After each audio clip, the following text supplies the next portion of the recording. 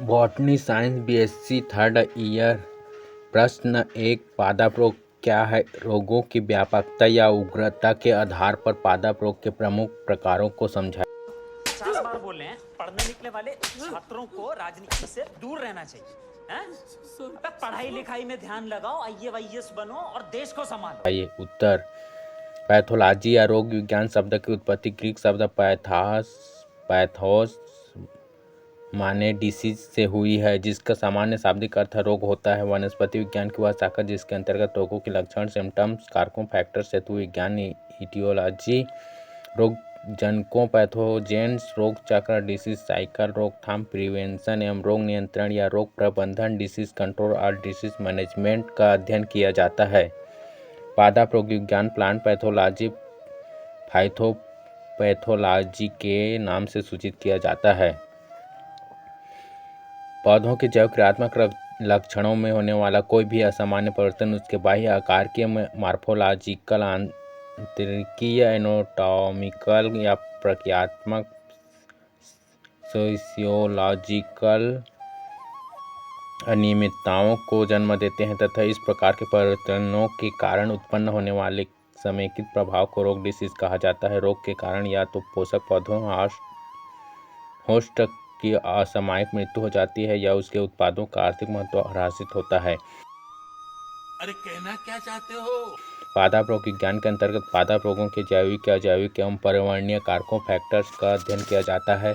इसमें रोगाणु या रोगजनक, पैथोजेन या रोग उत्पन्न करने हेतु संपादित कार्यों तथा पोषक पादप, होस्ट प्लांट एवं रोगाणुओं, पैथोजेंस के मध्य होने वाले जैव रासायनिक क्रियाओं का अध्ययन किया जाता है।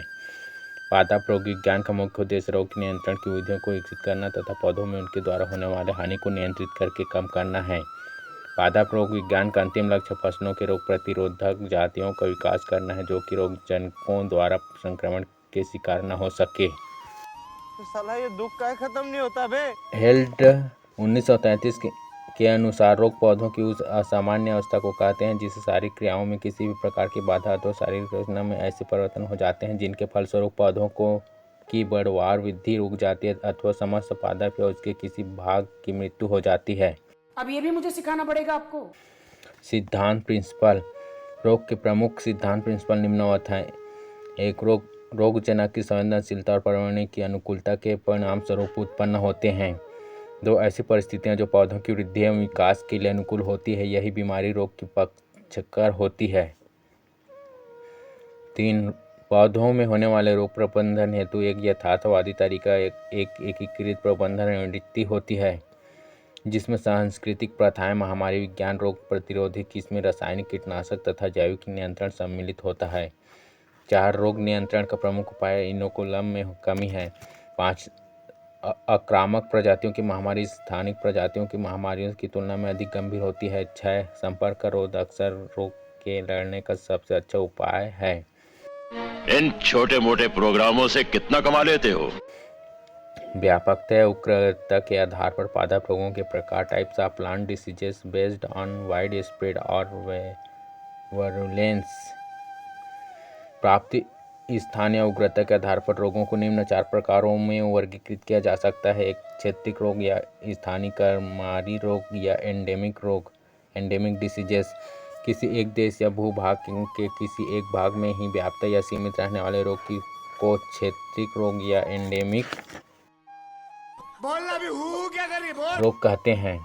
ऐसे रोग अपने प्राप्ति स्थल पर एक वर्ष से दूसरे वर्ष सामान्य से प्रचंड सीवियर रूप में उत्पन्न होते रहते हैं। इनका रोगजनक पैथोजेन उस क्षेत्र की भूमि के अंदर या अपने एकांतर परपोषी अल्टरनेट होस्ट में स्थापित हो जाता है तथा अपनी दक्षता कैपेसिटी के अनुसार फसल के एक मौसम से दूसरे मौसम में पर्याप्त संक्रमण कर लंबे समय तक जीवित बना रहता है। इन रोगों को यदि अनुकूल वातावरण एवं सहज परपोषी ससेप्टाइबल होस्ट उपलब्ध हो जाए तो ये रोग महामारी एपिडेमिक के रूप में प्रकट हो सकते हैं।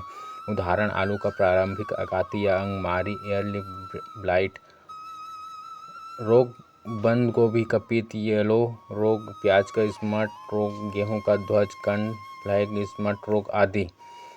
अरे बेटे, तुझे थकान नहीं लग रही क्या?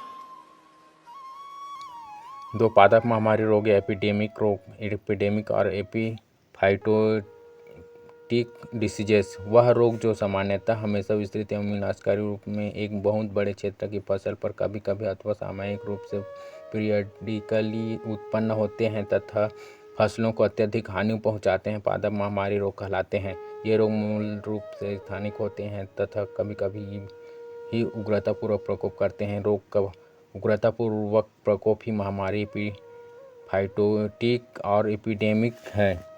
इन रोगों को प्रचंड वेग से उत्पन्न करने हेतु पर्यावरण की सभी परिस्थितियां तो अनुकूल होती हैं, लेकिन रोग उत्पन्न करने वाले रोगजनक पैथोजन का निवेश इनोकुलम पदार्थ आवश्यक सांद्रता में उपस्थित नहीं होता।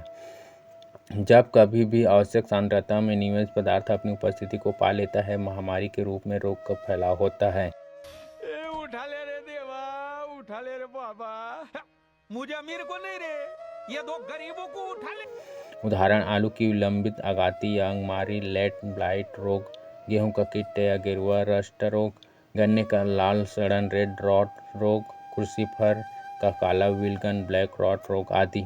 3 विरल मारी या विकीर्ण या यत्रतत्रिक या स्पोरैडिक रोग।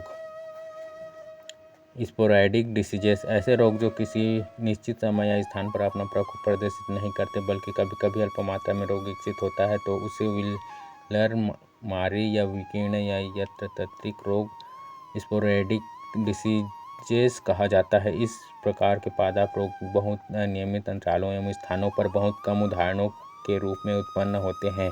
उदाहरण बाजरे का हरित बाली ग्रीन ईयर रोग। गजब बेइज्जती है। 4 बहुधा महामारी है सर्वव्यापी या पैंडेमिक रोग।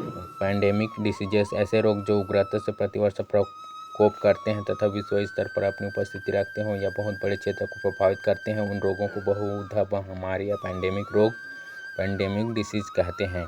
आलू की विलंबित अंगमारी लेट ब्लाइट रोग को सर्वव्यापी रोग के उदाहरण के रूप में प्रस्तुत किया जा सकता है। तुझे अक्ल है? तू क्या बोल रही है? चुप! चुप हो जा, 7वीं फेल, चुप! एक शब्द नहीं बोल।